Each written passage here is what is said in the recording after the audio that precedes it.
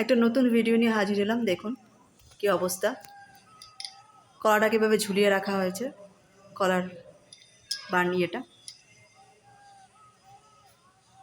মা এটা রেখেছে কলাটা ঝুলিয়ে যাতে নষ্ট না হয়ে যায়। এবার মা ওখানে নিয়ে ওখান থেকে খাবে।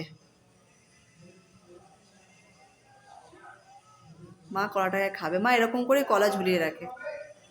আগেকার দিনে এগুলো এরকম রাখা হতো, অনেক ফল টল এরকম ঝুলিয়ে রাখা হতো, যেমন আঙুর, কলা, যেগুলো থোকায় থাকে সেরকম অনেক ফল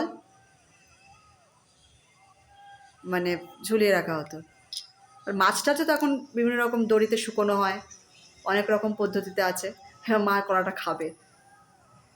এটা হচ্ছে এই সিস্টেম আপনাদেরকে বলছি যে কলাটা এরকম ঝুলিয়ে রাখলে না নষ্ট হয় না। এটা কিন্তু একটা ভালো জিনিস।